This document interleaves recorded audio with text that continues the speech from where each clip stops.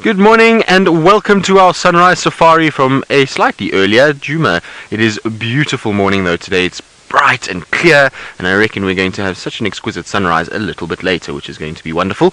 But the most exciting news is that the air is filled with the big booming roars of the king of the predators out here, that being the lion. So we're going to try and find them just now. But my name is Tristan, and on camera today I have got Senzo, and we are coming to you live from Djuma Game Reserve, which means that you can get hold of us on #SafariLive or on the YouTube chat should you want to ask any questions. Now, I was saying that there was lions roaring. It sounds like quite a number of them, so I think it must be the Angama Pride and maybe some of the Birminghams. They were filling the air about 15 minutes ago with big booming roars not too far from the camp.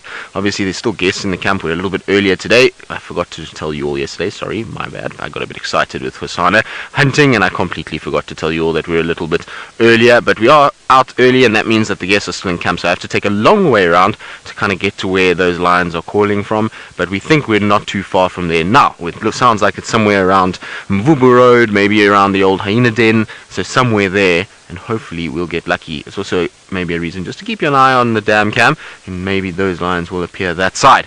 But it is nice to be out at this time of the day. It's nice to be out before the sun is above the horizon. The times are slowly but surely marching on, and that means that the days are getting longer and longer as we're going. So it's really nice to be out a little bit earlier, just to be there when all the animals are still active. You can hear the lions were roaring, and so that means that maybe, just maybe, there's still some period of activity that we're going to get them. It was starting to get to a point where we were getting out when it was already starting to feel quite warm, and that means that it was tough for us to find these animals still moving around. So it's nice to be out here, and hopefully we will get a roar from them all if we find them. It will be quite wonderful if we do. I think possibly one or two of them, maybe the Birminghams that are calling, might be on the Tumba Dam side, around that area, and then some of them on this side. It sounds like they're kind of quite far apart, but there is a number of them roaring. Like I say, it's not more than, it's not just one or two lions. It sounds like at least 5, 6, maybe more that are roaring. So it's quite interesting. I wonder if it's not because of this presence of the Talamati and Torchwoods. We know that in the last few days on Buffelshoek has been quite interesting how many different lions have been seen. It's been crazy. They've had the Inkumas, the Talamatis and the Torchwoods within a very small area and not too far apart, and I'm pretty sure it's this buffalo herd that's bringing them all together, and maybe that's why whichever pride this is trying to stake a claim and trying to say, hey, hang on a second, back off. And my immediate thought would be the Angama Pride. They're trying to just secure their area and do so by vocalizing and trying to avoid fighting. Remember, lions fighting is not a nice, pleasant situation, so if they can roar and they can make themselves heard that way, then it makes it obviously a lot easier to deter people coming in. Then they won't have to actually physically fight with others. Right, but it should be somewhere in this general vicinity. I'm going to still use my spotlights a little bit. It's quite dingy, which means that lions in particular will blend in quite well with this. So I want to use a spotlight just in case I can pick up some eyes in this whitish grass. Not so much on the fire break, but on my left side you can see there's this perfect lion colored grass, and that means that it's going to be good to use a spotlight. Now, it's not just me out here this morning. My good friend Tayla is also out, so let's jump across to her with a beautiful sunrise. Good morning, everybody. Look at this magnificent view that we have out here today. Isn't it incredible? This is really a shot from the Lion King. That's what Ferg said earlier, so I just stole his line. Good morning. My name is Tayla, and on camera with me today is the Lion King, aka Ferg, aka Fergalicious, aka the ladies' man. Call him what you will. He's here today, and he'll be bringing you amazing footage. Now, remember, this is live, this is interactive, this is happening right now, and I want to give you one last look. Is that a better lineup with the sun, Ferg? I unbubbled you. Isn't that amazing? Not often that you get to see a view like that. Maybe I will win the sunrise challenge this morning for a change, because I'm heartbroken after yesterday. That is just to die for. Now, there's not much of a dawn chorus this morning, unfortunately. The birds are only just starting to tweet now, but I imagine as we get closer towards the river, the sound will be well, booming across the Mara River. That is amazing. This is actually my favorite spot to stop first thing in the morning. Normally, we can't show you the sunrise because we get out a little bit too late. Well, the show starts late, but now that we're half an hour earlier, it actually works in our favor. That is so cool. Wow. Well, we're going to have to keep racing. We're going to meet Brent at the Purungut Bridge, which is about 45 minutes away. So we're going to start heading that side. Tristan, of course, heard lion roars in the distance. Will he find them this morning? Well, I hope so, Tayla McCurdy. The lions are roaring not too far from where we were and at camp, and so I'm sure they're somewhere here. I'm just checking Buffelshoek boundary, trying to just get some sort of sign or track that I can use to find them. It's a bit difficult at this time of the morning. There's lots of hyena tracks littering the road, and I'm trying to discern what's kind of worth me looking at and what isn't. It's still a little dingy to be tracking nicely, but hopefully we will find some sort of sign. It's now getting a little bit far to the east of where I heard those calls, and I haven't seen any tracks crossing yet. I thought maybe around Tambuti Dam is where I would find those tracks, but it seems as though there's nothing coming south from that area. It seems as though we have a situation where they might still be on the northern side of Buffelshoek boundary. But what I want to do is I just want to do a little loop up here, and then I'll come back down the fire break and check a little bit down in Mvubu and see if I can't find them there. But Tayla Mac, we can have a sunrise off if you would like to. I think that your sunrise will probably be better. I had a little sneak peek at the Mara this morning. I saw Tayla's feed and it looked absolutely magnificent this morning. There was a little cloud cover and she was up on the escarpment. It was really quite beautiful. So it's going to be tough to compete with that. We don't have any cloud cover today, so we're going to have just a big bright orange ball that's going to come up. And so we'll have to just see. We're in a great place to look for sunrises. We're right on the Buffelshoek boundary, which means we've got nice height, particularly where I am right now. It is beautiful up here. You can often see really magnificent sunrises from this particular section. The sun comes up at the moment a little bit left of the road, but as we now go towards summer, so that sun will rise directly on this road, and it's midsummer that you get the most exquisite sunrises on Buffelshoek boundary, because they literally come up right over the road itself, and it almost looks like you're driving into this big giant orange sun, which is really quite cool. So hopefully we'll have some sort of interesting sunrise, but like I say, that's normally where it comes up directly over that road, and it kind of looks really cool because the road almost leads into the sun in the midsummer, which it's not quite yet, so the sun will still be a little bit north of that and we won't get it rising right over the road, but nonetheless it's going to still be a pretty one. But we're probably at this stage about, I would say, 15 minutes away from our sun rising here in South Africa, so we're going to have to wait just a little bit for that to come out, and we'll use that rather to try and find our lions, and then we'll position ourselves for a wonderful sunrise. Now, Maggie, you say it's the summer equinox here in southern hemisphere, so spring equinox, that's right. Yes, it is actually. Is today the 22nd? Yes, it is the 22nd. That means it is the spring equinox for sure.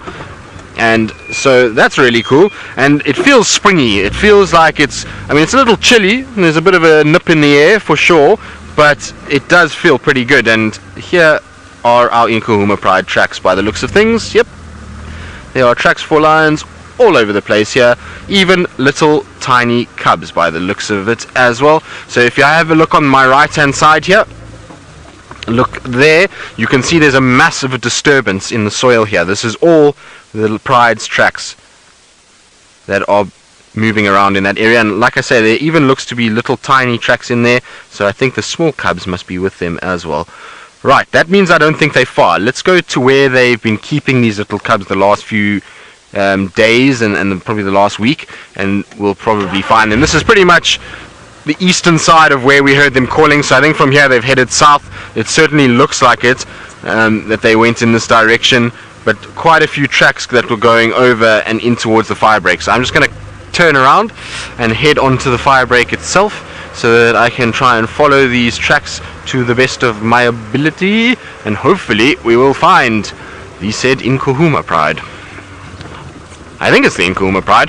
Difficult to say though these days with all these prides that are around. I believe the Telematis have got cubs, the Torchwoods have got cubs, so it's difficult to kind of know who's who. And Telematis were really close yesterday. They were right here as well with the Angama pride, so I wonder if they're not surging southwards. It would be interesting if they do, and they're going to cause a bit of a ruffle of feathers. I'm pretty sure those lions are going to get the Birminghams going, because they've got 6 boys in their pride, so 6 male lions that are around 2.5 to 3 years old, and they're going to be posing, well, starting to pose somewhat of a threat to the Birminghams. And I think it's not going to be long until the Birminghams come together and force those boys into exile, and off they must go. But they're going to certainly be quite a threat to a number, well, to basically the Birminghams themselves, and maybe other lions. If all 6 can stay together and survive this sub-adult nomadic phase, they're going to be a force to be reckoned with. Now, where do these tracks come out?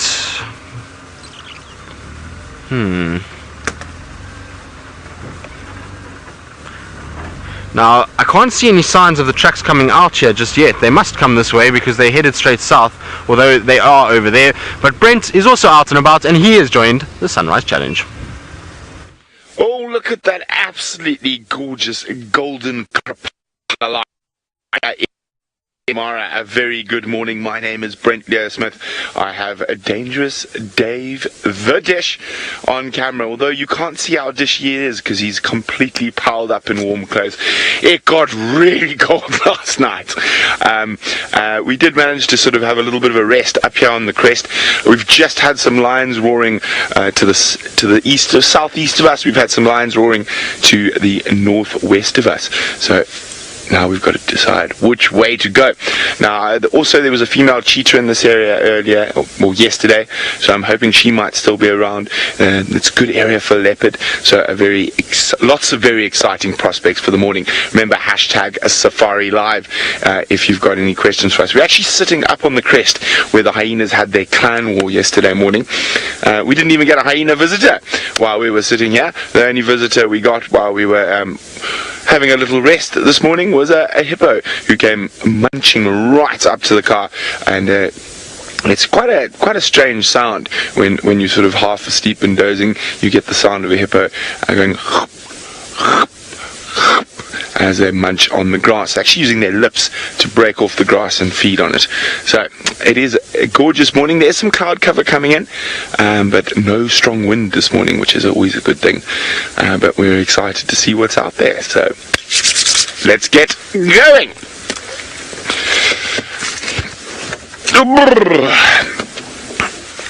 It's always quite funny after you've been sort of stationary for a while, and it's always quite nice and just walk around the car a little bit and get a bit of a stretch. Everything does seem to tighten. Oh, I forgot my pillow. Let me put my pillow down. They're good pillow. So the little things that make all night out in the vehicle a little more comfortable. Dave, maybe you've got a spot for the pillow. Thank you.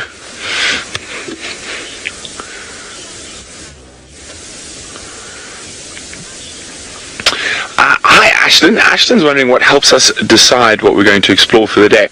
Well, basically the focus down on this particular area came from yesterday morning. So quite often we'll use the morning drives to decide what we're going to do for the night and the afternoon. And well, Fergus and I came down here yesterday morning. We firstly had that hyena clan war, and then we found, on our way home, we found cheetah and about 4 different sets of lions. And so there's a lot of stuff happening in this area. There were and we also about 3,500 zebra crossed at the Lookout Crossing. That's Lookout Hill in the distance there, and so there's just a lot of predators in this area. So that's why we decided to work in this area. And so at the moment it's the busiest area in terms of predators in the triangle. So that's why we're spending our time here. It's quite far from home. It's probably driving over 30 kilometers, 35, 40 kilometers away from camp. And well, today, we get a bit muddled out here. The reason Tayla is coming all the way down here is to give us a bit of a hand. She's going to also work this area. I said there's a lot of stuff happening here, but also she's going to pick up Joshua, who's our ranger, who's been with us all night, and take him back with her, because we're going to go across the river and head towards Silas and work on the other side of the river. Tonight and early tomorrow morning. Jamie's also going to come across the other side of the river, so there are supposed to be quite a lot of wildebeest behind Lookout Hill, so we'll go find out and also see if we can catch up with those 5 cheetah boys, or the Silas Pride, or Malika. So lots of prospects, and that's all down in this southern area of the Mara on both sides of the river. Is very, very productive at the moment. Now James says it looks like we've got some good feline prospects for Feline Friday, and of course it is also, if I remember correctly, World Rhino Day. So happy World Rhino Day, and we'll share a few tales of time with rhinos over the safari this morning. Let's go back to Tristan, all the way back in South Africa, who's doing some tracking. Hopefully it's going to be successful shortly. Hopefully, Brent. Interestingly enough, though, there's a track for what looks like just one single wild dog running through all of this as well at the moment. So his tracks come straight south along Mvubu Road, and I'm just having a little look around, but they don't look the freshest. It looks like there's a couple of hyenas on top, and we know with wild dogs that they can cover this entire place in a single afternoon, let alone a whole night. So if there's lions around, chances of dogs being here is very, very remote. Lions typically motivate wild dogs to get a little move on and get out of the area quite quickly. They don't really like to hear lions roaring close to them. It's not a nice feeling if you're a wild dog, generally, because the lions will try and eat you. I've seen quite a few dogs that have been killed by lions, and so chances of finding this dog I don't think are good. Now I'm checking down towards the old hyena den, because this is where I thought I heard at least one lion calling from. So I just want to try and check here.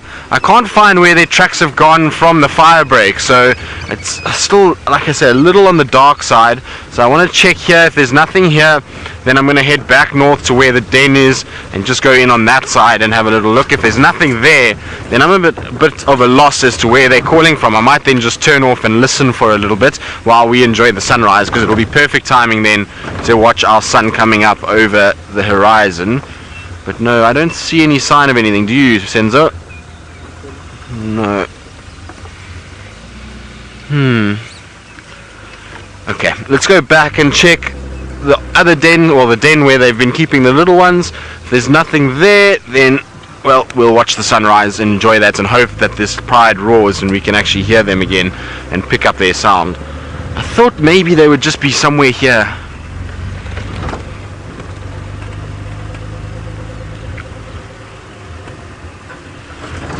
Joshua, you're asking what is the largest coalition of male lions that I know of? Well, I'm just trying to think now. Currently, actually don't. I think there's a group of 7 in Botswana somewhere. I might be wrong, but that's it. So most of them are 4 or 5. I haven't heard of any other really big coalitions in quite some time.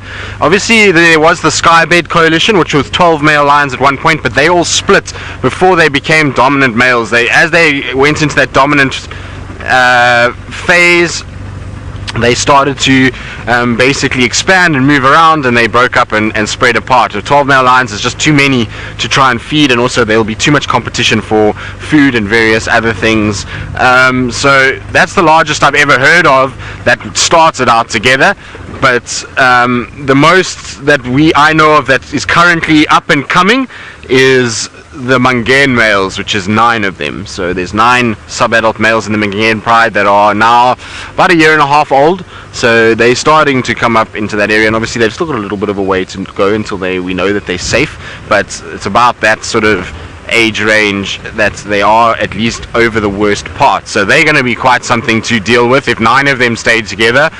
Oh, heaven help whoever they go will come across, because the Mangane females are not small in any way whatsoever. They are large girls, and they've got the genes of the Majingilans, who have been tried and tested and seem to be very good genes, and that means those guys are in for a tough time whoever they come across is going to have a real big problem on their hands. So interesting to see how that all plays out.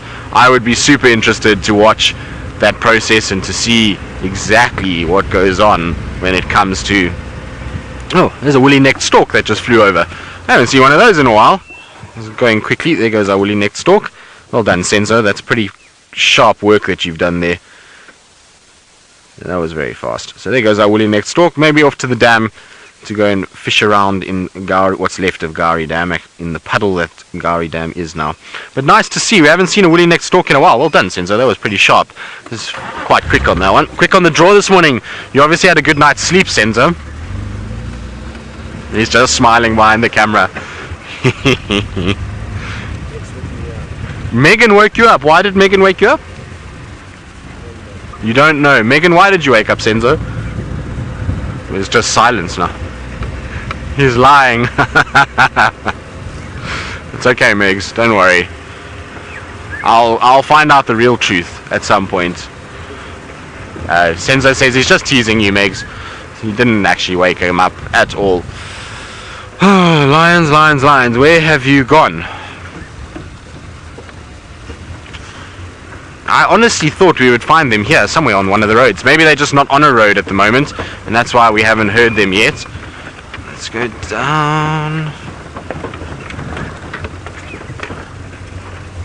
I want to just check up here. Like I say, this is where the den site was. It's just up ahead. So many hyena tracks all over the place here, and that's not surprising. If wild dogs were around, hyenas for sure would have been in this area as well. It looks like one of the wild dogs ran in this direction. Let's just check this track. I would imagine this must be from that pack of 3. I'm just trying to check the tracks carefully.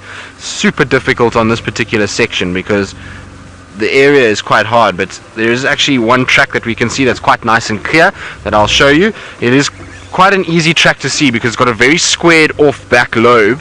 So Senzo, if you can point between those two sticks, there is a track. So between that stick and that stick, in the middle there, where my finger is, should be a wild dog track. So difficult to see.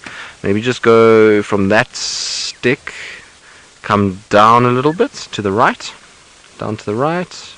There, okay, more to the right. There we go. So in that bottom part of the frame there it is.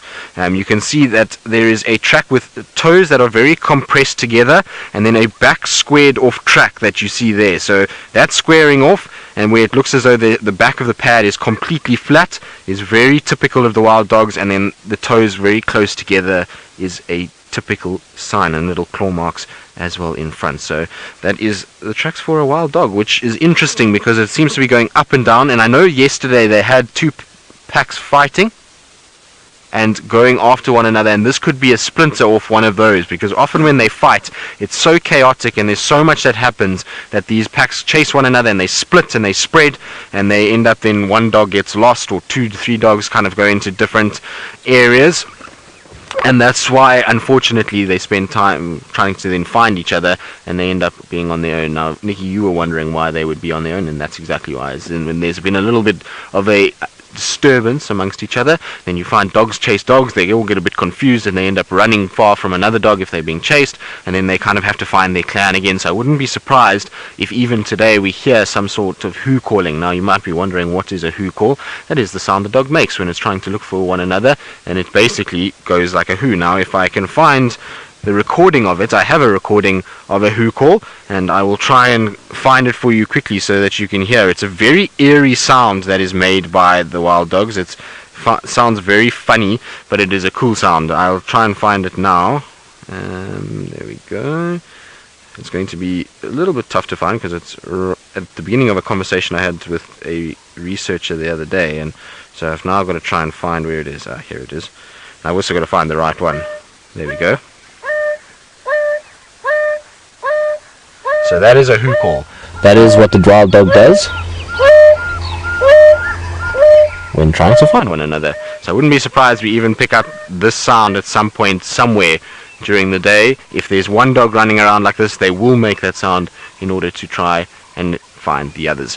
Now I'm going to quickly just jump in here and check around this lion den and see if they're not here at where we had them the other day. There's the termite mound in front of me, so I just want to quickly check here. If there's nothing here, then, well, I think our sunrise should be just perfect timing for that too. So it's all will work out. Obviously, if the lions are here, our sunrise is going to go out the window a little bit because it's not the greatest place for a sunrise, and we'll have to do our challenge another day, and we'll just give Tayla the win, but hopefully we can do both. Maybe if the lions are around, we will be able to do both sunrise and lions. Wouldn't that be nice?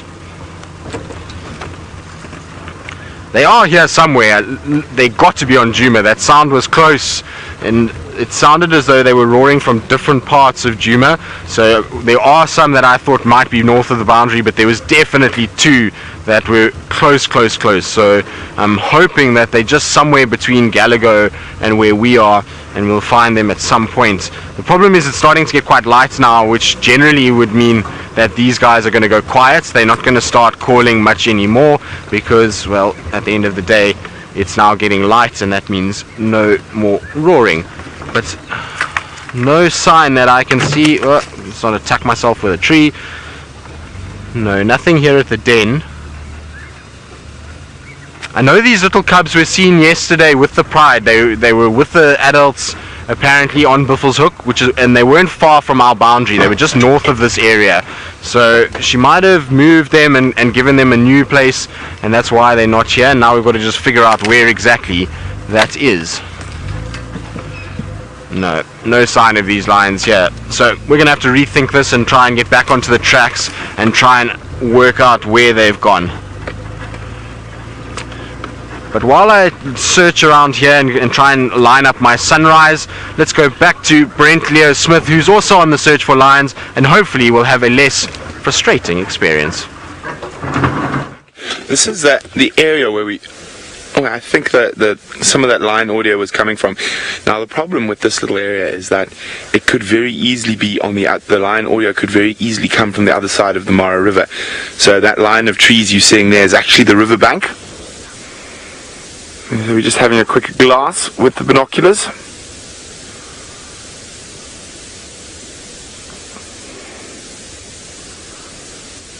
It is so beautiful in this area at the moment. The short grass, very green. This area's had a bit more rain than some other parts of the Mara, and it is just magical at the moment.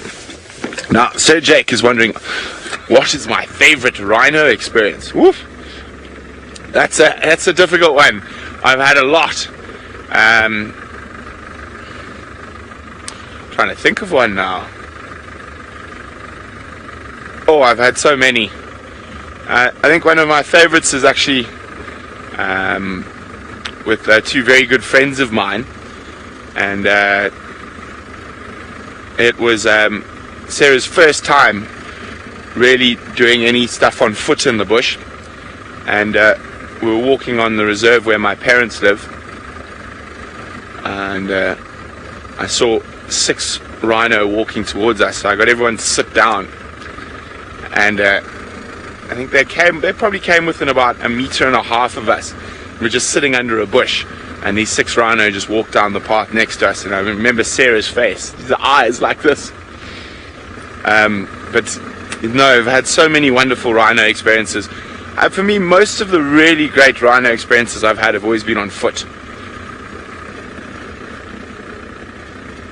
Now, I'm going to tell you, I wish I was there to experience it, but I wasn't. But it's a story from my parents.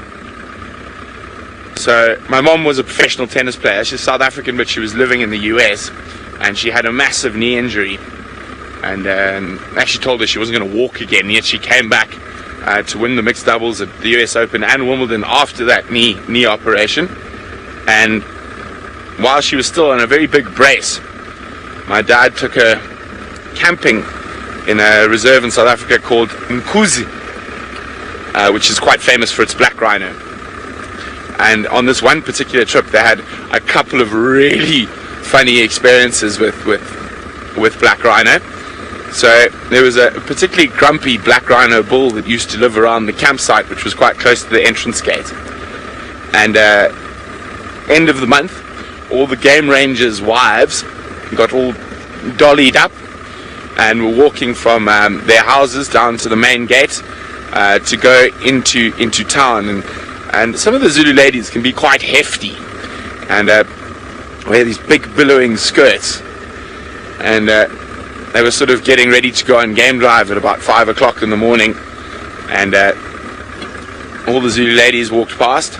And about two minutes later, there came much screaming and hitched up skirts as all the Zulu ladies ran back past the campsite with the black rhino going behind them.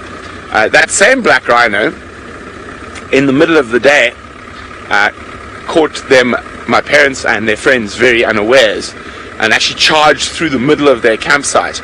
And the campsite is in a wonderful copse of acacia trees, and acacias have lots of thorns, and quite some hooked, some big, some, and it's always amazing. And I've experienced this myself with black rhino, that when the rhino is coming, you manage to get up the acacia tree without getting one prick in you. But when you want to get down, once the rhino is gone, you get absolutely, you become a pincushion. And my mother, who had only, I think, 20% use of her knee, managed to go straight up an acacia tree right into the top, but in less than sort of 30 seconds. But it took her a good about 15 minutes to try and get down from the tree.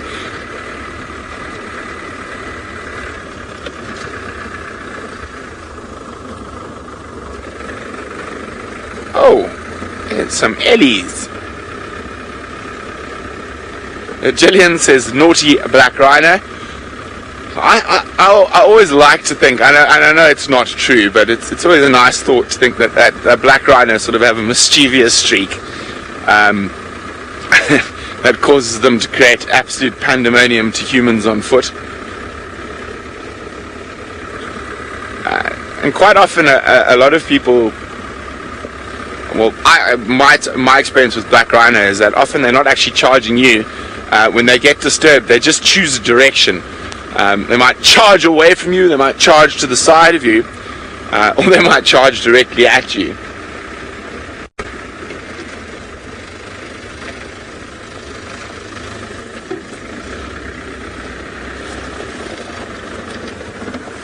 What is going on? Is that a male impala chasing impala around there?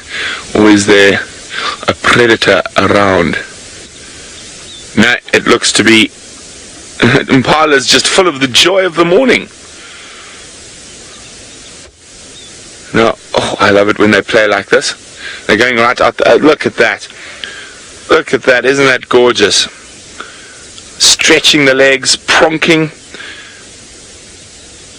Now that's just playing. They're not in distress. They're just having a good time this morning.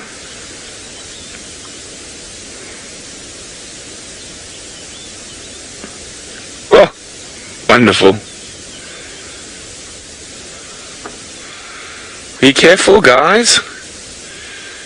This is Madja Chafu territory. So that female leopard, we saw her actually in this little lugger the last time we saw her.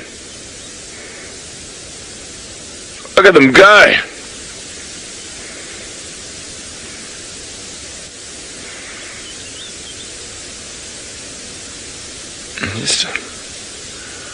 Isn't that wonderful?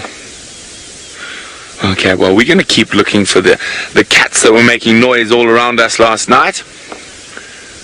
And now that the impala have finished with their shenanigans, let's go back to Tristan to see how his tracking is going. Well, my tracking has been successful because we found all four of the Birminghams sitting north of the Buffelshoek boundary. Unfortunately, there is no view from the boundary itself. They're drinking at Tumba Dam, which is pretty much where I thought they would be.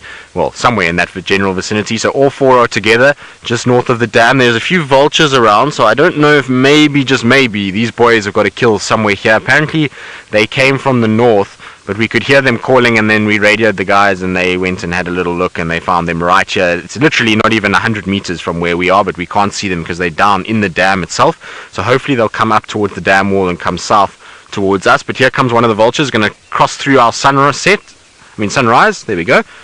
Sunrise for the win, straight through. There we go. So maybe somebody can screenshot our vulture passing through our sunrise, and maybe that can be our entry into sunrise competition. The sun with a vulture flying through it. What do you think, Senzo? Yeah? Perfect, exactly. Now, of course, our sun is quite high already, so it is bright and it is looming and giving a lot of golden light. And what we're going to do is we're going to just sit here and wait and hope that our 4 male lions decide to move southwards from this dam, or at least if not move southwards, just lie on top of the dam wall, because that will at least then give us some view of them. Where they are now, unfortunately, Tumba Dam is a bit of a bowl, and so we're on the southern side of Tumba Dam where the dam wall is, and so we actually can't see into the dam itself. It drops down quite heavily from here, and it becomes very difficult to actually see what's going on. So I want to try and hope that these guys do move a little bit closer towards the road, and we'll at least get some view of them. And with the sun heating up and them just having a drink now, it's possible that I think they might just lie down in the dam, in the bowl there, and we're not going to get too much from them. Just trying to see if we can't get some sort of a view. Let's maybe go quite high up on the other side, and maybe we can look down and back towards the dam itself, and we'll get a little bit lucky. But it seems as though, unfortunately, they're inside the dam itself, and that means that we're not going to get too much from them. It's so crazy that they are literally from this distance now, maybe 50 meters to our northern side. Not even. They are, I mean, that's 25 meters maybe, and we can't see them. Crazy, eh? It just shows you how life goes and how difficult things can be sometimes. But I was saying it sounded like a lot of them, and well, there we go. 4 male lions is a lot of lions, and that's probably why we could see them now. I mean, could hear them. Now, Senzo, you just keep an eye out on the back there. Maybe you'll be able to spot them as I climb here. It's difficult though. There's so much bush around Tumba Dam that we don't really get much of a view. No. From this side, unfortunately. So Senzo says he can see them, which is at least some view. So how far, Senzo? Yeah, there. There's fine. Yeah. Can you go forward? Yeah. Okay, I'm gonna go forward for you a little bit. Say when. There we go. I can see them now as well. So it's not a great view, guys. I do apologize, but it is, I think, cats somewhere in amongst all of that. Where are they now? Somewhere there. Is it not them between the green bush there? In the back. It's going to be difficult for Senzo to get focus through all of that. Are you sure, Senzo? There it is. There you can see the head of one of the Birminghams. So cat streak continues. Even though it's not a great view, it is somewhat of a view of the Birminghams, and a dawn chorus from them would be wonderful to hear. Hopefully they will roar one last time, because all 4 of them together, it is so cool to hear them. And I'm surprised that all 4 are together. I wonder, like I was saying just now, if this threat of these 6 other young upstart males being here has caused these guys to get into a situation where they're now a little bit more wary of what's happening, and they want to come in and show a bit of force and come together. And if that is the case, then the Birminghams have ticked a box that they haven't had before now. So they have had a situation where they've been dominant for a while, they haven't had too many threats, there hasn't been too many other lions in the area to cause any trouble, and so all of a sudden there's these 6 young males around, and it seems as though they've all decided to get up and get together and to show a force. So apparently they've all just gone to sleep because they are full. So they don't think they're going to come south onto Djuma, and what we're going to be left with is, well, that view there. So a nice thick bush, and I think they're all going to lie down. To identify who is really almost impossible from this angle. It looks like both of those individuals have got big full manes, which all the Birminghams do these days, and to tell who is who at the moment is pretty much impossible from picture like this. Do you want me to roll back slightly, Senzo? Let's just see if I roll back. I might be able to get that little gap there that we can just see their faces slightly from over there. How's that? Is that a bit better? No, yes, maybe, not really. A little bit better. So that looks like Tinyo closest to us. I'm not 100% sure, like I say, but it looks like it might be Tinyo closest to us. Then behind him is anyone's guess. It's a lion that is lying flat and sleeping, so really not sure who that is. And like I say, I mean, they all four are there, so we know that all four of the Birminghams are doing fine. They're full and fat apparently, which means they must have found something, and that must mean why we've got vultures in this area and why we heard multiple roars. It also could be why they're all together. Of course, it could be nothing to do with young individual lions that are here. It could just be the fact that there was food and they all decided to come together because of the food that they've got. Is that Tinyo or Mfumo? Or impossible, I don't know. Maybe somebody can screenshot it and try and get some sort of identification. Really difficult to see. It literally is just with our eyesight. I can't see us at all. So, it's only with the camera that we're managing to get some sort of view of these four individuals.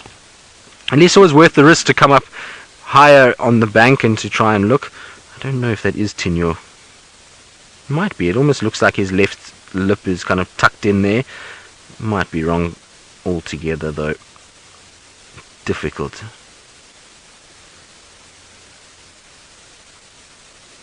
Hard to say.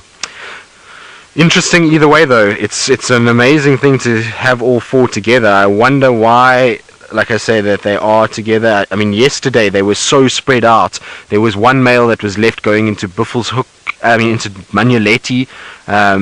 Last night there was one that was around Hardecool Camp, which is towards Sydney's dam side, and the other two nobody knew where they are. All of a sudden now the four are together and nobody actually knew where they've come from. So it's very, very interesting, and I wonder if maybe two of them weren't here yesterday already, because apparently last night the guys were telling me that they were quite full-bellied yesterday. So I wonder if maybe, just maybe, they didn't have a kill already and just nobody found them. But there they go, they're all going down to sleep now. So chances of these guys coming south towards us now is pretty much zero, as far as I can imagine. And that's where they're going to end up sleeping and lying, and that's going to be the sum total of the view that we're going to get of the four Birminghams. The thing is that it is going to get hot, and the sun is bright, which means that these boys are going to they're going to have to move to a shady section, and hopefully that shady section is under a tree on the dam wall. There's a beautiful boer bean that grows and a tambuti that grows off the dam wall, and so maybe they'll go and lie on the dam wall itself, and then we'll get a really good visual of them. In fact, it will be almost 5-5 from there. So we're going to hope for that for this afternoon, but for the morning I'm pretty sure this is what we're going to see. I don't think we're going to get much better than that. It's not great, but like I say, at least we were on the money as to where they were around. Now, I'm interested still in the tracks that are further up, because there was definitely cat tracks in there, and so I want to just go back and double check exactly what they are and what happened. But maybe the Nkuhuma Pride is also crossed somewhere in this general vicinity and are also around.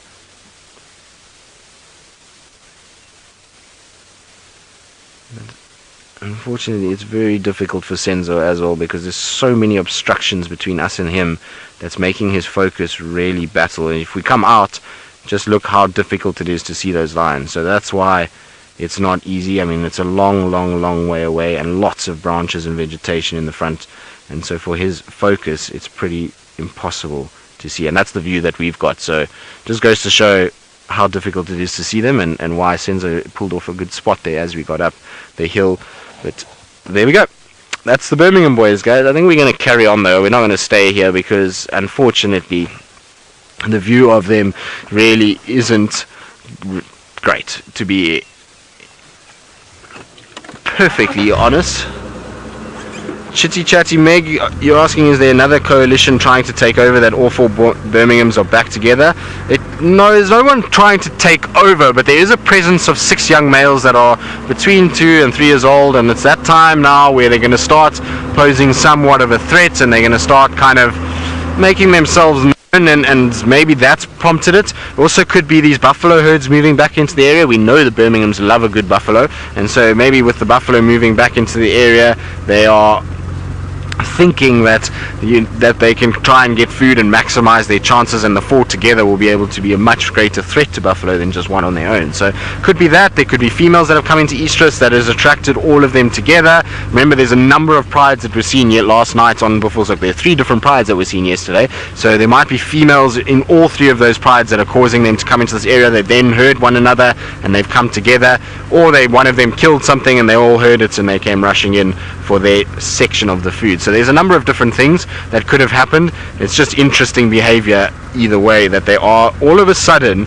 starting to spend more and more time in this grouping tight, and making sure that they're kind of close to one another and making this sort of pact and strengthening that bond in case these 6 do start to come into the area and start to try and challenge for rights.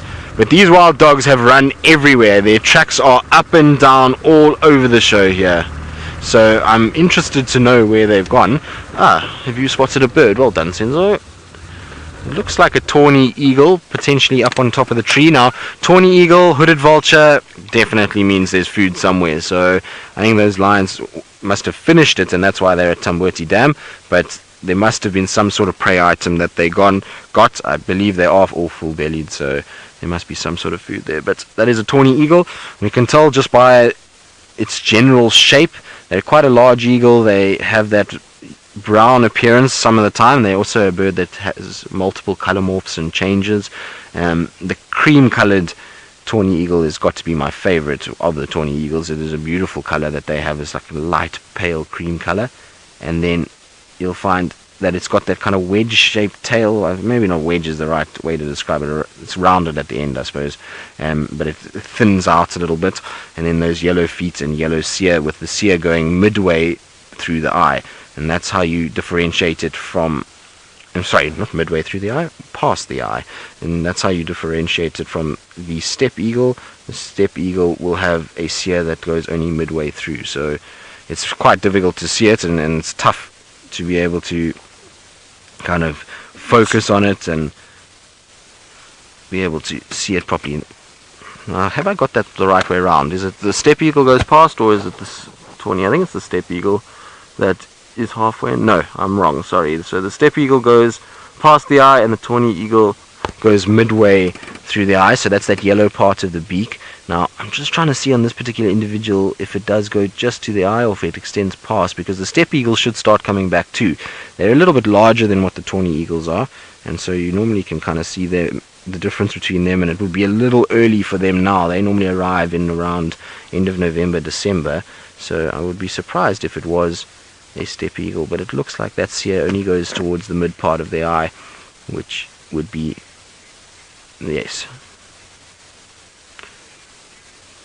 Mary and Jason, you say it's a gorgeous bird, irrelevant of which one it is. Well, yes, it is a pretty bird, and particularly in this morning sunshine, but it's most definitely a tawny eagle. You can see that cere now is just towards the center of the eye, so that is exactly what it is. Now, for those of you who are wondering what I'm going on about, when you look at this bird, it's got this beak, and then it's got a yellow part to the beak, and then from there's the mouth extends backwards towards the eye, and that yellow part is where it ends, is midway between the eye, and then on a steppe eagle that will extend past the eye. So that's kind of the way to tell between the two of them as to what it is, and that's what I'm talking about when I'm saying to ID. Otherwise, they're quite similar birds, and in the summer months you've got to be careful, because you see a bird perched like that and you immediately kind of think tawny, but you do get these steppe eagles around as well, and they are a beautiful eagle, the steppe eagle, and hopefully we will see quite a few this summer. Their name steppe eagle also comes from the Russian steppes. That's where it gets its name, so they are migratory all the way up to Russia as well, which is pretty crazy. Right, and we're going to leave our tawny eagle to itself and carry on and see if maybe these wild dogs pop up somewhere. I don't know if they will. There's tracks going in pretty much every direction possible, so we're going to just drive along and hope for the best, and maybe the dogs will be somewhere where we can see them. I also want to just double check these tracks again.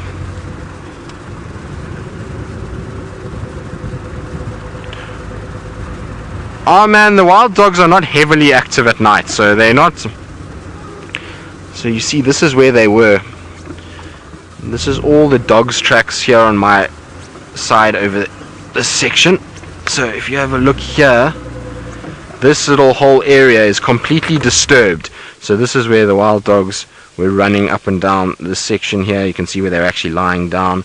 So this is exactly where the dogs were yesterday, and their tracks are going up and down all over the place. So I'll try and follow these around and just see where they go. It looks like they don't really have a general direction just yet, so we'll have a little look and see. But it's definitely quite a big pack. This is not just 1 or 2 dogs. This is, I would say, at least the 9, maybe even more. So nice to see though.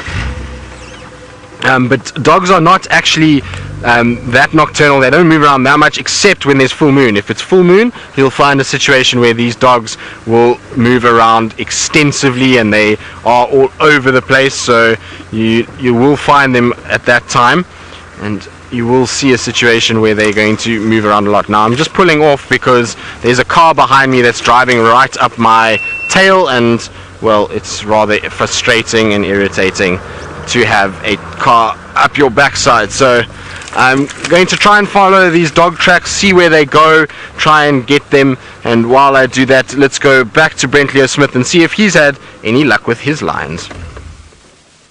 Well, welcome back. Now, I've just popped myself up onto a ridge here where I can use my binoculars. As I say, I'm having a look for that female cheetah that's was around here yesterday that we saw at about lunchtime. But also, I thought I would take you on a little meander across countries. So yeah, hello topies. So who's ready to go into Tanzania? Are you ready to go into Tanzania? Dave? Dave's ready to go into Tanzania? Now, I was asked yesterday whether if you accidentally wander into Tanzania from time to time, and it does happen because this is the only marker for the border, and you can see the road even goes into Tanzania and out. So there we go, we're in Kenya, we're in Kenya, we're in Kenya, we're in Tanzania, we're in Tanzania, we're in Tanzania, we're still in Tanzania, ooh, we didn't get our passport stamps, and we're back in Kenya. We're safe again. Okay, now I do think that female cheetah might move into an area like this. There are a few wildebeest around, and I just want to have a quick look with my binoculars. There's a big herd of buffalo down in the valley as well.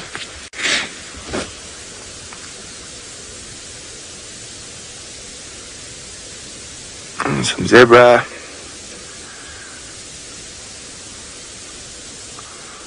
Wildebeest, topi,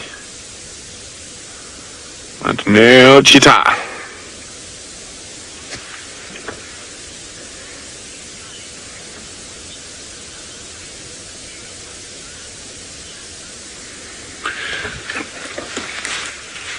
Hello, Jax.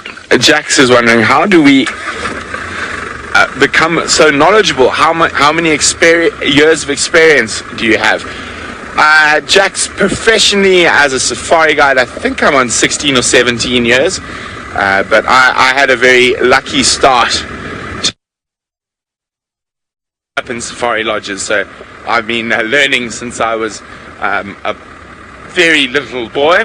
I got my first pair of good proper binoculars when I was about 4 years old. A pair of very old Zeiss binoculars. Well, they weren't old then, but they're now very old. From my grandparents, and my grandparents were also bush people on my dad's side. My grandmother was a big birder, and so is my dad. So I got a really lucky start. I started bird watching and that from 4 or 5 years old. According to my grandmother and my parents, I could already identify over 100 species of birds before the age of 6 years old. So not too bad. And then tracking sort of came naturally. Growing up around safari guides and trackers, I was lucky enough to spend a lot of time with them. Here's a picnic tree where you can stop and enjoy your lunch if you're on a full day out in the Mara. Dave and I have had a picnic under that tree, and a snooze actually. We had a snooze under that tree the one day.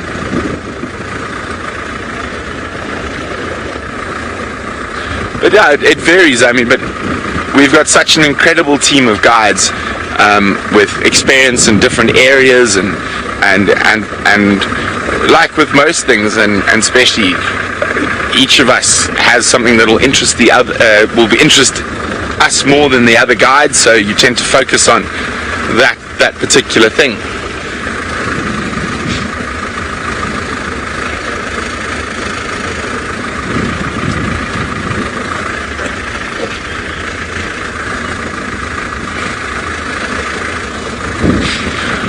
Hi Maggie. Maggie is wondering, do you have acacia trees in the Mara? I don't recall seeing one. Indeed we do, Maggie, just not in this area. Down south, in the southwest, up against the escarpment, and also just up against the escarpment, there are quite a few acacia trees.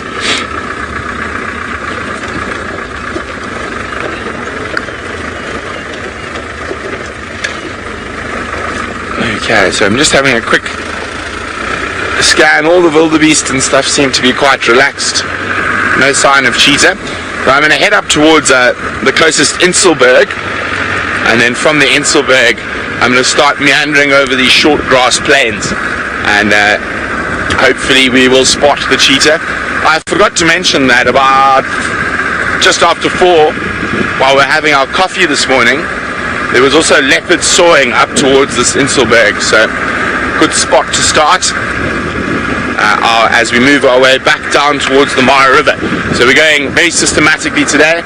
We've gone from where we stopped for a bit along. Oh, I'm hooked. There you go. We've gone along, and now we're coming up. We're quite, as I say, on the Tanzanian border, and then from the Tanzanian border we're going to start zigzagging between this range of hills here that's called Mlima Nane, which means 8 hills. So there are 8 little distinct Inselbergs that pop out, so between the Inselbergs and the Mara River. And as I said, this area has been incredibly productive over the last little while.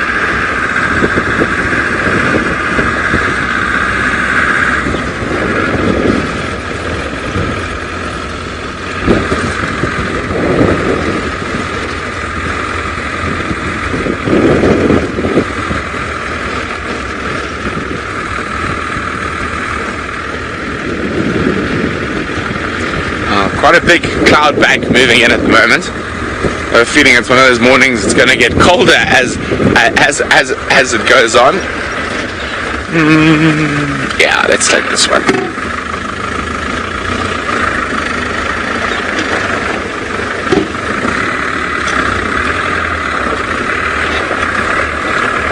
So I'm very specifically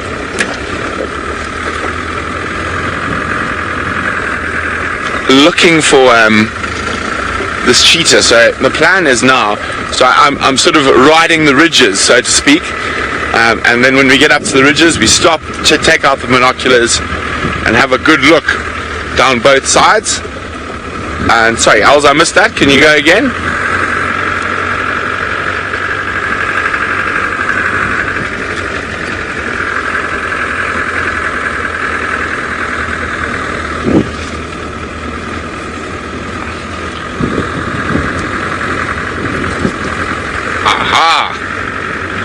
So my radio was breaking up a little bit, but it sounds like Tristan's wasn't, and he's been chatting on the Game Drive radio. Let's go see what he found out. I have been chatting on the Game Drive radio for 2 reasons. First is the wild dog tracks that we have. We have them all over the place, but they tend to be heading mostly west, even though I'm driving east into the sun. I just want to quickly check at Buffelshoek Dam to see if they haven't looped back this way, and if there's nothing at Buffelshoek Dam I'm going to turn and head back west again and try and find them. Hopefully they are around. I think with these lions roaring, these dogs will have made themselves very scarce and moved out of the area, but it's worth a try and worth checking around. The second reason I was on the Game Drive radio is because driving down the road, was kind of watching what's going on, I noticed a very nice green jacket neatly hung on a tree. So I know yesterday there was somebody that had lost their green jacket, so evidently the anti-poaching unit must have found it and hung it very nicely on one of the main roads for whoever it was. And so I was just letting those people know that we found their green jacket hanging ever so nicely, looking very pretty right next to the road in the morning lights. And so not something you come across every day. Senzo points to me, he says there's a jacket from the tree, and well, as long as it's not in tatters and a leopard sitting with it, then that's okay. So it seems as though their jacket was found and was hung up. I thought it was quite clever actually of whoever picked it up, because they put it on the biggest road that we have in this section, and so somebody was bound to find it at some point and point out that there was a green jacket around. So we had to just tell the owner of its green jacket that it's been found.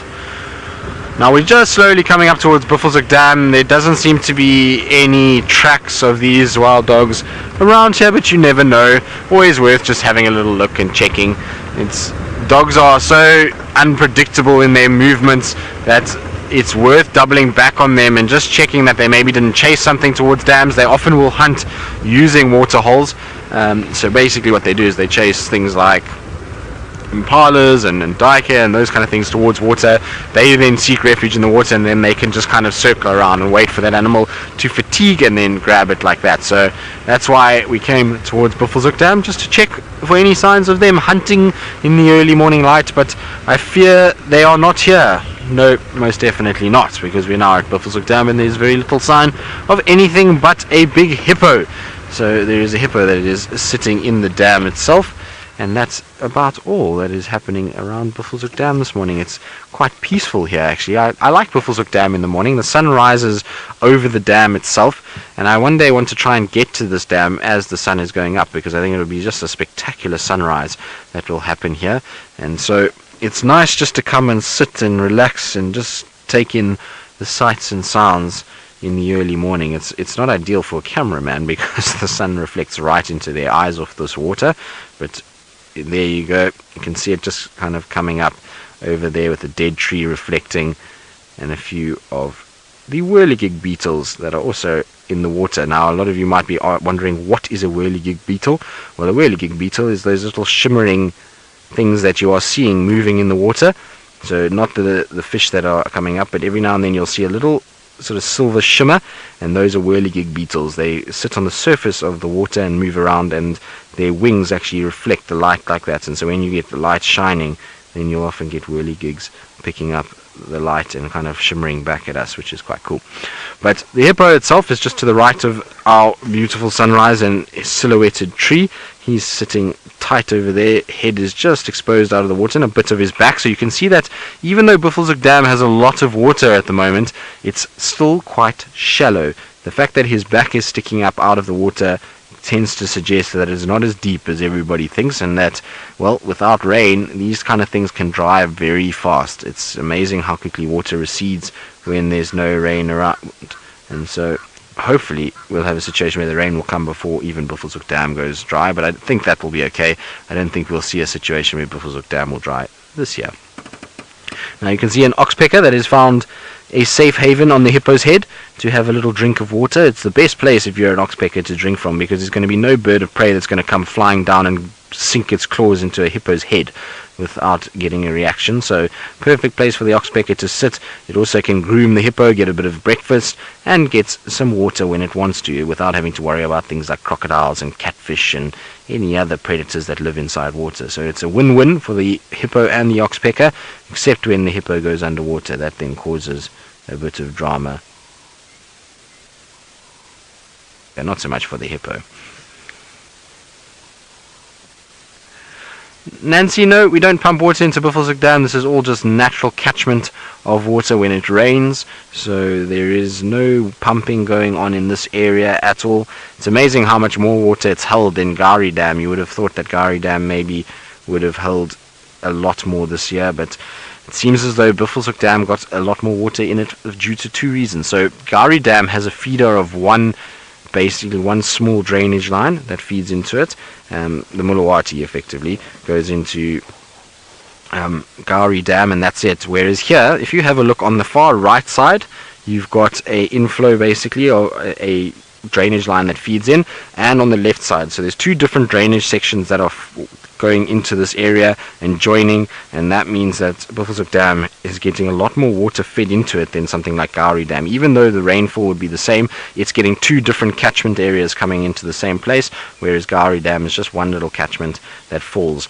The other thing about this area is that around Gowrie Dam, the drainage going into Gowrie Dam, a lot of really big trees that will absorb a lot of water, whereas here, very few big trees along these drainage sections. There's a few tambutis, but no big jackalberries and scotias like you see on the watercourse going towards Gowrie Dam. So it's just interesting that this dam has received a little bit more water because of those reasons than what Gowrie Dam did. But isn't that beautiful with the reflection of the trees, a little hippo head poking out, orange sky.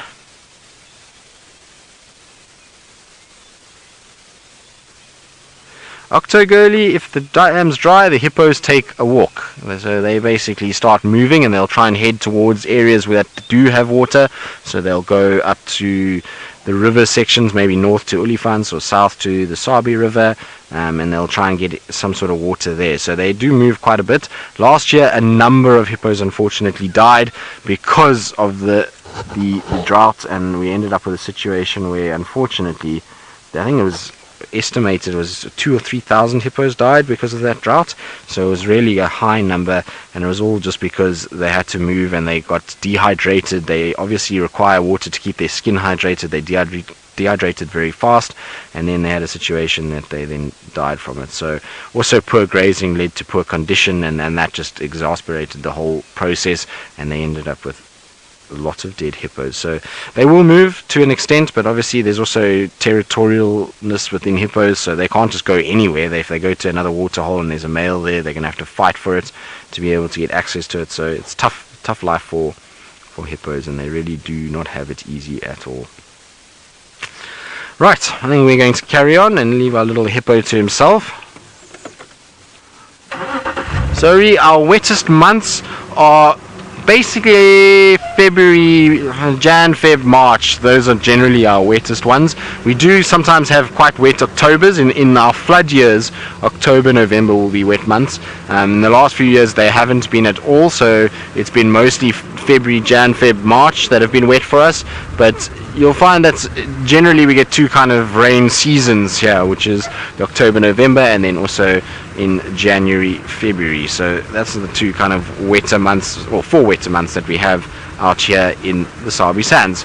Just the last few years have not been wet at all. We've had well below our average rainfalls over the last sort of 3-4 years, and that's what's led to these bad droughts, as well as increased temperatures. So the temperatures have been what's caused the major damage, because the average summer temperature and winter temperature over the last little bit has been very warm, and that means that the grass just gets basically burnt and it gets hugely dried out. There's a lot of evaporation that takes place, and so even if we had normal rainfall, it would still be quite dry because of the increase in average temperatures. So we'll see how it's going to go this summer. They're forecasting a lot of rain, and they're also forecasting drought. So it's difficult to say. It's one of those things where you don't know who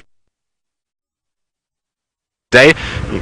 Scientists have these kind of weathermen, should I say, have these kind of things where they kind of make these predictions, but I think there's so many influences that happen that's difficult really to predict whether we're going to have a wet summer or a dry summer.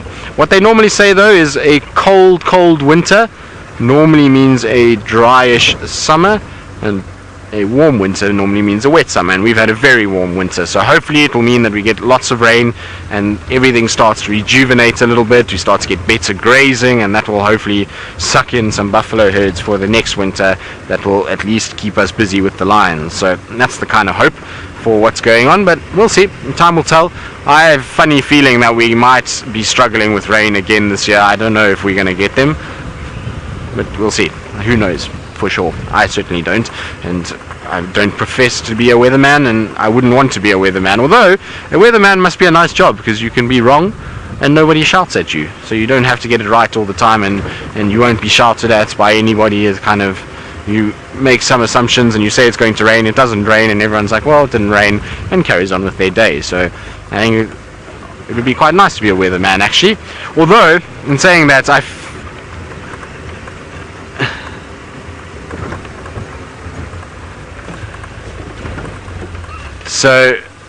although I reckon weathermen have a lot more science behind them than what we guess, and that they do quite well. Now, I did stop for a bird, but the bird has flown away, and Megan is reminding me that as a weatherman, I predicted the 27th of October for a 20mm rainstorm, which I still hold to. I think that we will get 27th of September. I still think we might rain is away.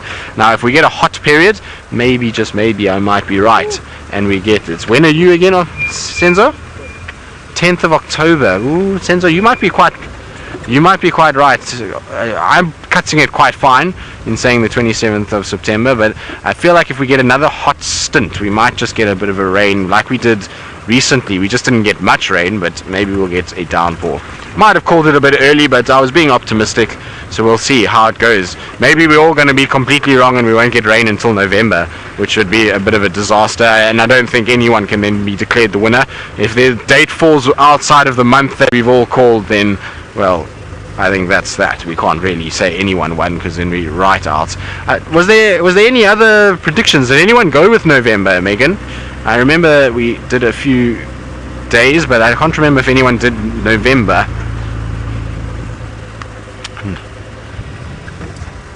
Ooh, Brent did go late. Brent said 26th of October. I think Brent's interesting.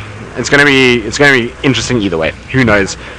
I think, yeah, Brent's gone a month further than what I've done, so it's going to be interesting. And Brent often gets it right. He reads a lot of interesting reports about climatology and all kinds of things, so maybe there's a sneaky little sort of background knowledge to what's going on from Brent Leo Smith.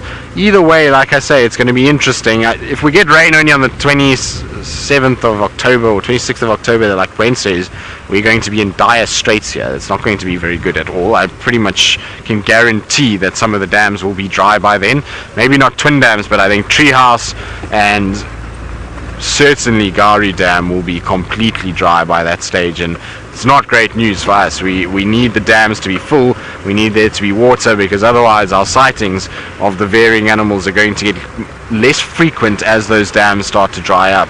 We're going to have a problem with animals kind of spending time, and they will then start to utilize the other dams more, which is in turn going to dry those out faster. When you get big herds of elephants arriving and 50 elephants drink from a dam, there's a marked difference by the time they left than when they arrived. So hopefully it won't be a month's time, because if it's a month's time, well, with the heat that we're having, there's going to be very little left in the way of vegetation or water by then.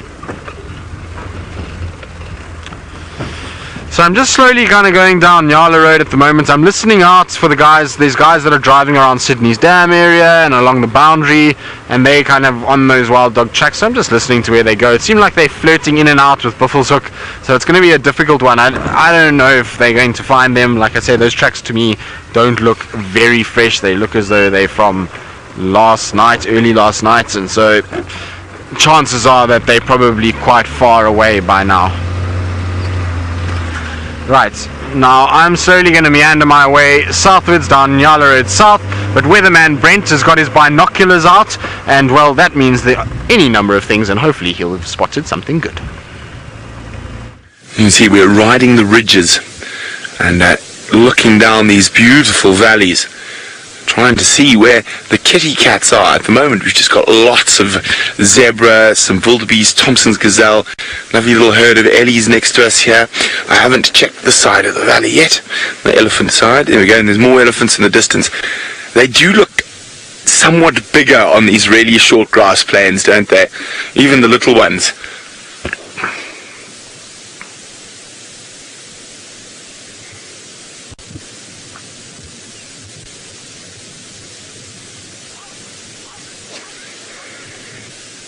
It is very, very pretty at the moment in this area.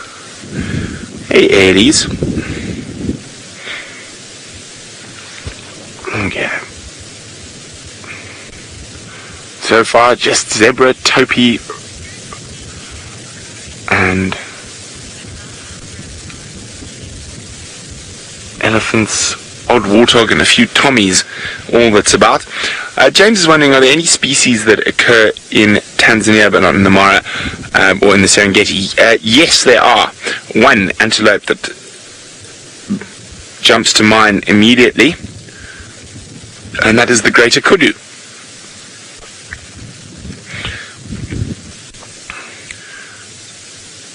Now there's always a possibility that the kudus might wander, especially close to the escarpment into Kenya, but there are kudus in other parts of Kenya, but just not in the Mara. So the Serengeti is in a lot of areas is a lot more wooded than the Mara, and that's the reason that the kudu are there. Now there used to be kudu up along the escarpment, but they became locally extinct in the 80s due to deforestation. But it looks like they might be slowly coming back and heading back into Kenya.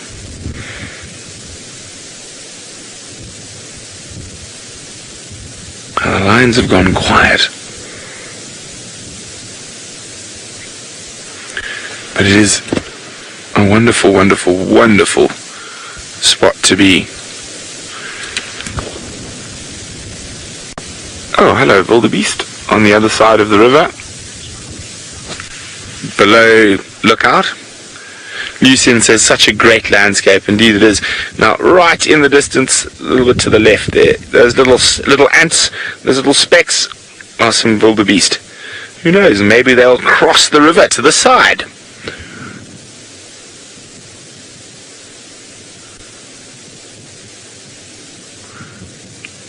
Okay, Darby, let's meander down. So as I said, we're heading down. Tayla's down along the river there somewhere, and we're slowly making our way down towards her, and then Joshua is going to jump across. Joshua's our ranger, for those who are wondering, to Tayla, because she's going to go back up to Angama today. Of course, for us, after spending all night out, to have to go all the way back about 40 kilometers, then turn around and come 40 kilometers to go across the lookout, would be a bit of a long day for us. So Tayla is kindly helping us out. Speaking of Tayla, let's go see what she's up to next to the Mara River.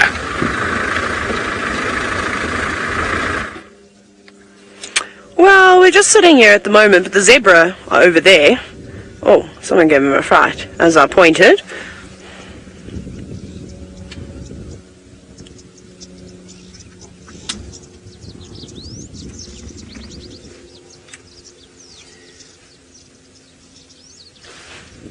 The zebra. What are coming to the water's edge. So there they are. There's quite a few of them. There's anywhere between maybe, I'm going to say 150, maybe pushing at 200 zebra coming down to the Mara River.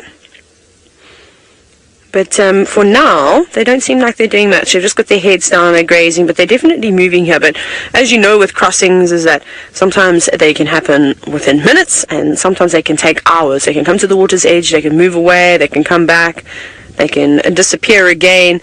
Now where they're going, that doesn't look like a very good crossing point, but there is a prominent crossing point just over here to our right. You can see it's not too steep, especially coming down, but as soon as one zebra starts going, then of course it starts the trend and everybody starts racing down. And that might be okay for, well, you know, a couple of zebra, but when you start pushing 100 all trying to go down the same way and all at once, that's when you get drownings and animals are stampeded and all of this. But they're okay for now. There's also herds of wildebeest in the distance, but they're quite far away, that they could come down here. I reckon it wouldn't be a bad place to sit for most of the afternoon. It's quite cloudy and overcast today too. Oh no, Alice, I couldn't copy you there. Comms completely cut out.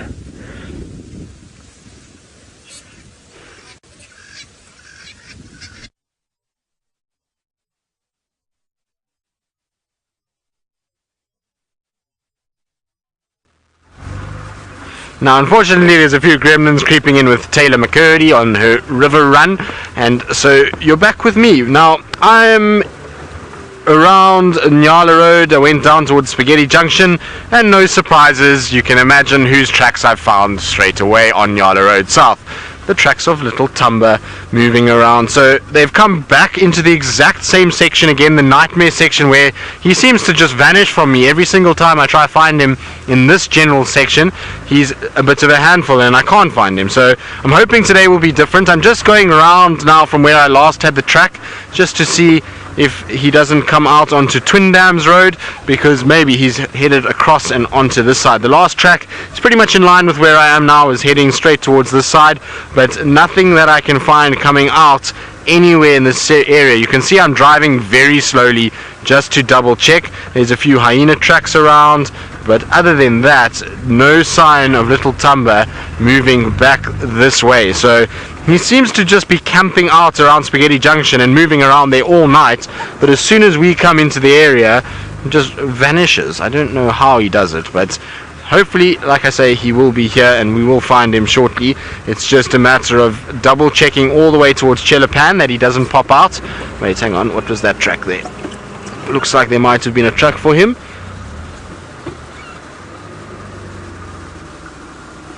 No, so those are for vervet monkeys from yesterday. It's just worth double checking there. So he'll spend a lot of time walking around in this area and moving around, but I want to double check all the way through to here that he hasn't gone over onto this left side, because otherwise I'm wasting my time if I'm looking in this thicket and he's already crossed out. So that's when you're tracking, you always try and circle around, just make double sure that there's no sign of him anywhere, and then try and kind of look around where the last tracks were. Now Senzo, sorry, did you say something? Nope, Senzo didn't see anything, so I thought maybe Senzo had spotted something.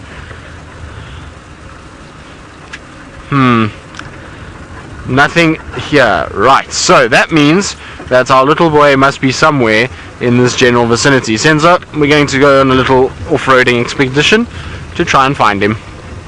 Let's hope today will be the day that we do find him, because like I say, I've done this now about 4 times, and every time I don't find him, and then you come here in the afternoon and one of the guys bumps into him exactly where we've been looking. So I'm hoping that he is somewhere here. We're going to just do a little off-roading, a little checking around. Hopefully he's lying up on one of these open clearings and we'll spot him immediately. I don't see tracks coming out. I might have missed them, but I don't think so. I think the tracks point in this direction and that he's just lying down somewhere in this thicket and that we will find him eventually.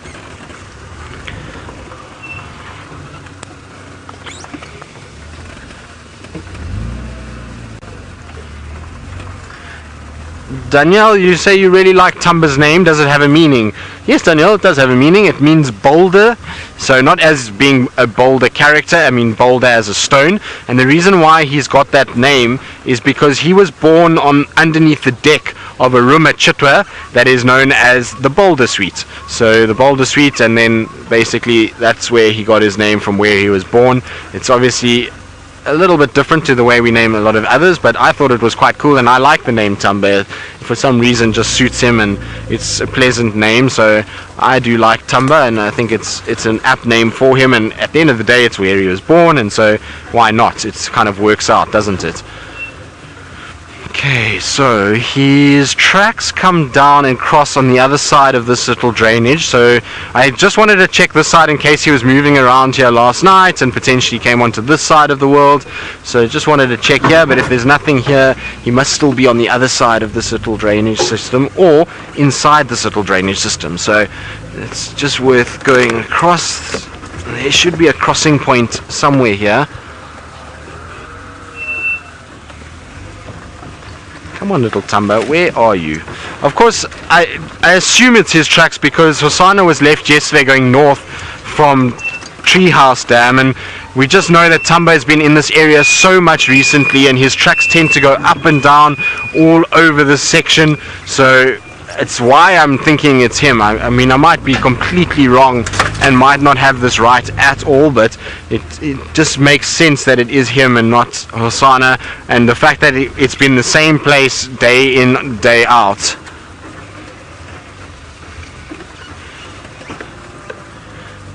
Chastity, you say we must keep our eyes peeled and we will find Tumba. Well, hopefully. It would be nice to see our little boy. It's been a while since I've seen him, and I like spending time with Tumba, and his rival in terms of the young males of Djuma, Hosanna has been putting on such a show recently. Tumba's got a bit of catching up to do, so hopefully we will find him here somewhere and we will be able to see him. I'm just going slowly along these pathways because, well, he could have walked on any of these pathways, and so just checking very slowly as I go to see if he isn't lying somewhere here. Now these are the sections, oh, there's a spider web, let's get rid of that. These are the sections that he kind of has been lying in, is just on these banks underneath these trees, and so sometimes you kind of come along and you don't see him at all, but he is around. So I'm just driving very, very slowly just to check for him. But if he's not here, I honestly don't know what happened to him. He must have flown over the road.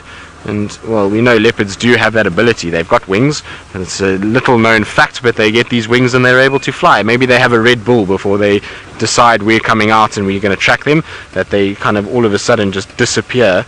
You can see it looks like somebody had a kill. There he is, he's on a kill. There he is, right there. Awesome. There's a warthog that's just run, but he's got a kill. He's plucked something for sure. So that's how I spotted him. If you look down below, there is definitely something that has been plucked. Now he's chasing a warthog. A warthog just ran out from here, and he's going to try and chase it. So there we go. You see all the fur behind him? You're on a kill. You can't go chasing warthogs, and that warthog is far too big for you. Hello, little Tumba. You prancing cat, where are you off to? You can't chase that warthog. He's too big for you. It's not stopping him, as you can see. Our young boy is on a mission. He's now trotting like a pony and a show horse, almost as if to say, I'm here. I'm going to show you all that I'm around. Senzo, high five, buddy. So there we go. Another leopard in the bag, which is awesome. I'm super stoked about this. Now I'm going to try and go around just so I can see where the warthog's gone. The warthog came flying out of a little burrow right here. So right where I'm parked on my left hand side is a little burrow, and he went running out of there. And there's Tumba's tracks all over this place. So I wonder if Tumba hasn't been stalking this warthog for quite some time over the last few days and is kind of keeps getting his hopes up. Now the warthog is right here. It's just trotting, you can see in front of me. So there it goes down towards the Mulawati. Now Tumba is just on my right hand side watching this warthog going around. I think the warthog knows there's something here because the warthog was staring directly where Tumba was standing. So I think this warthog is pretty sure that there is some sort of threat. It's also with our vehicle. They kind of know something's up. But let's go around. I think Tumba might make his way back to that carcass. Where are you, little boy? You are somewhere this side.